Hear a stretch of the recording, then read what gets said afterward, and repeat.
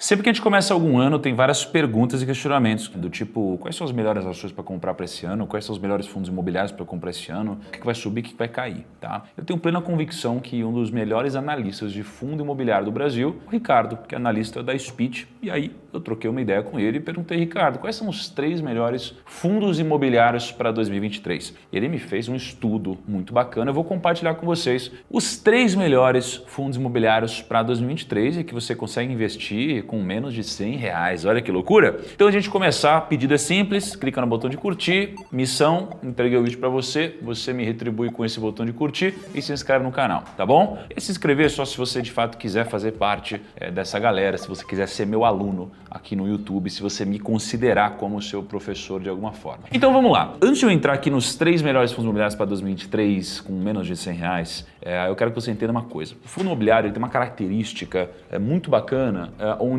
você investe no fundo imobiliário, você compra uma cota de fundo imobiliário e todo mês ele vai te pagar algum rendimento por mês. Ou pelo menos essa é a grande ideia. Esse é o grande objetivo.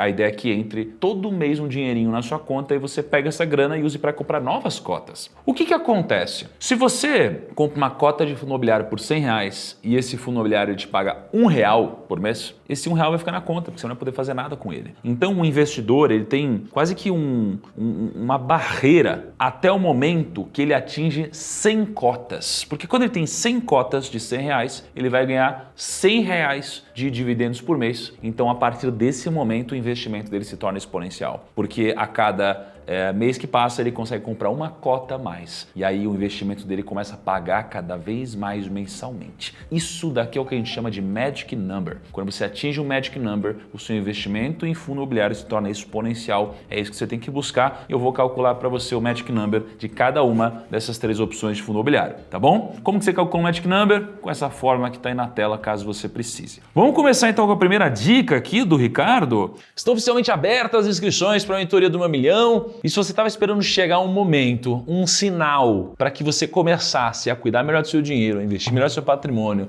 e dar uma transformada 360 na sua carreira, nos seus negócios, esse é o sinal que você precisava, tá? Oficialmente abertas as matrículas, é só você clicar aqui embaixo, se inscreva e eu espero você nas nossas aulas ao vivo, com o nosso material didático, com os nossos monitores, com o nosso grupo incrível. Eu tenho certeza que você vai se apaixonar por tudo que você vai aprender e pela experiência que você vai ter junto com a gente aqui, tá bom? Clica aqui embaixo e se inscreva e aproveita, porque não vai ficar aberto por muito tempo. Não é papinho não.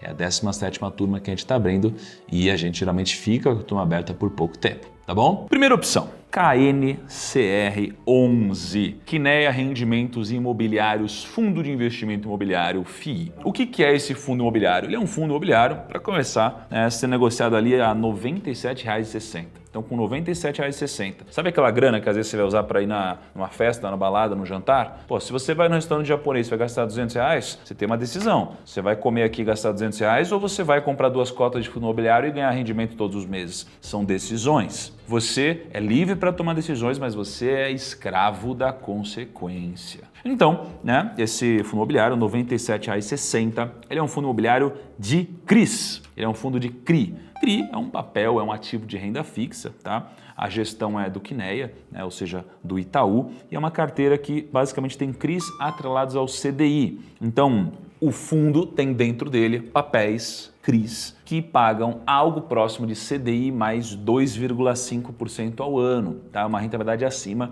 do CDI. E além disso, o fundo imobiliário está sendo negociado com um deságio. O que é um deságio? Significa o seguinte, poxa, se eu tenho aqui, por exemplo, R$1 bilhão dentro do fundo, na conta, e o fundo está sendo negociado a 900 milhões de reais, eu tenho um deságio de 10%, né? Estou podendo comprar 1 bilhão por 900. Então, o fundo tem um deságio de 3%, tá? Por que isso acontece? Oscilações do mercado, tem uma série de motivos. Então, nesse momento, o fundo tem um deságio de 3% e o dividend yield desse fundo hoje é 13,52% ao ano. Lembrando que o rendimento é isento de imposto de renda para você que é investidor pessoa física. O que o Ricardo embasa, dessa análise dele? Ele diz que os sinais dados pelo novo governo, eles acenderam a luz amarela do mercado em relação ao cenário de juros. Porque tem muita gente que começou a ficar com muito mais medo agora da economia, pela escolha de ministro e decisões políticas, mesmo econômicas, e aí os gastos públicos podem subir, né? Já que talvez não tenha mais teto e etc, e toda aquela coisa, né? E se os gastos públicos subirem, inflação sobe. Se a inflação sobe, tá? É natural que de alguma forma a taxa de juros também suba.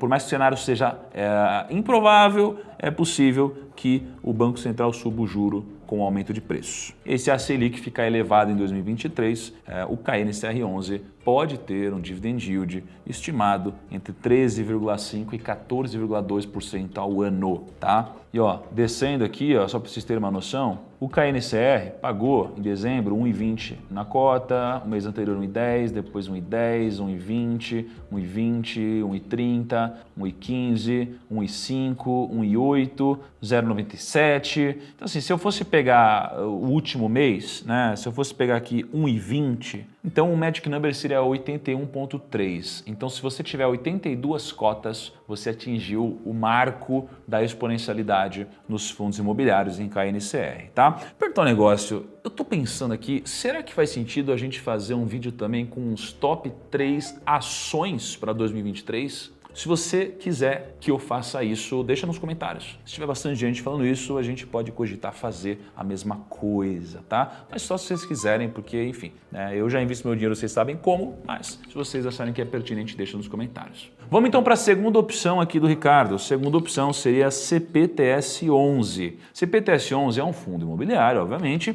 que tem também CRI, gerido pela Capitânia, é uma gestora super respeitada, a gente já gravou com eles aqui no Grupo Primo, lá atrás, quando eu era assessor de investimentos, eu distribuía fundos da Capitânia. E esse fundo imobiliário ele é formado por 70% de CRI, só que esses CRIs, ao invés de serem atrelados ao CDI, eles são atrelados à inflação. Então eles pagam IPCA mais alguma coisa. E 26% da parcela do caixa desse CRI está em caixa, né? Então não está investido em outros títulos, né, como os CRIs, tá? Então se eu for considerar a cota na casa dos R$ 81,61, que é o preço que ele está sendo negociado, a carteira de CRIs é precificada em inflação, ou seja, IPCA mais 9,1% ao ano. E se eu tirar taxas e tudo isso, taxa de administração, ele fica com IPCA mais 8,1%. É muito difícil você encontrar uma renda fixa pagando IPCA mais 8,1% isenta de imposto de renda para o investidor pessoa física, tá? E além de tudo isso, o fundo imobiliário ainda negocia com deságio de 7,7%. Né? O P sobre VP dele está em 0,92. Então, além de pagar depois da taxa de administração 8,1% acima da inflação, ainda tem um deságio de 7,7%, ou seja, um desconto de 7,7%. O dividend yield hoje do fundo é de 14,79%. Qual que é a racional do Ricardo aqui, né? Além desses números que eu acabei de passar?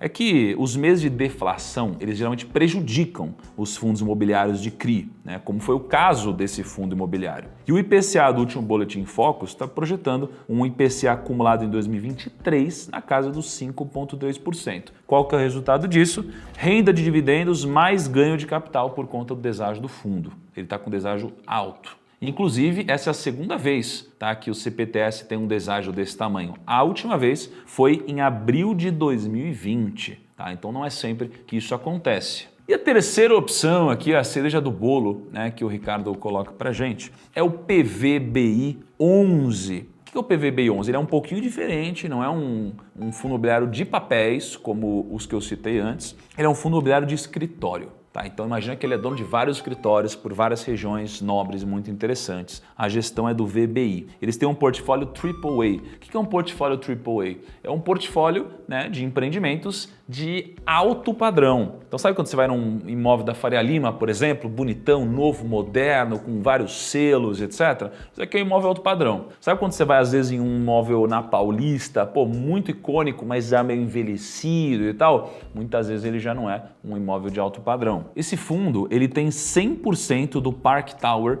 Jardins, 50% do Faria Lima 4.440, super famoso esse daqui, tem 50% do Union Faria Lima, que está em desenvolvimento, ele tem também 11% das cotas do HAAA11, né, que é um fundo imobiliário de Lajes da Red Investments, e tem uma estratégia também parecida, ou seja, foca em ativos AAA. Então esse daqui é um fundo imobiliário que foca em imóveis AAA. O fundo imobiliário hoje está sendo negociado a R$ 88,18 e ele está sendo negociado com um deságio super alto. O P sobre VP dele está 0,87. Só que ele vendeu um ativo dele por um preço muito mais alto do que isso, então talvez o deságio esteja maior ainda. O dividend yield hoje do fundo ele não é tão alto quanto os que eu citei anteriormente, é um dividend yield ali de 7,52% ao ano. Se for comprar com o CDI, não é a maior coisa do mundo, mas se você for considerar o preço que os imóveis estão sendo negociados, aí talvez aqui possa ser uma boa opção, segundo o Ricardo. Recentemente, esse fundo imobiliário ele negociou a venda da participação dele na torre BJK a um valor equivalente a 38.700 o metro quadrado,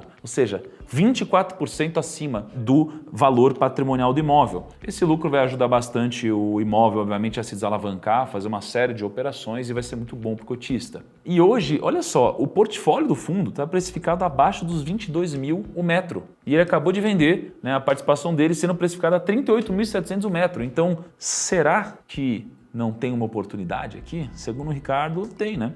E além disso, o PVBI11 tem potencial para distribuir 10,8% de renda ao longo de 2023. E com essas três opções aqui, encerramos as recomendações do Ricardo para esse ano. E aí, será que foram boas? Faz sentido? Ó, se tiver R$300 aqui, dá para você comprar hein? E já ter rendimentos ali todos os meses. Enfim, claro que isso aqui não é uma recomendação minha, obviamente é uma análise do Ricardo, mas que talvez faça sentido você considerar para sua carteira, tá? Então é isso aí. Me conta o que vocês acharam. Um grande abraço e tchau!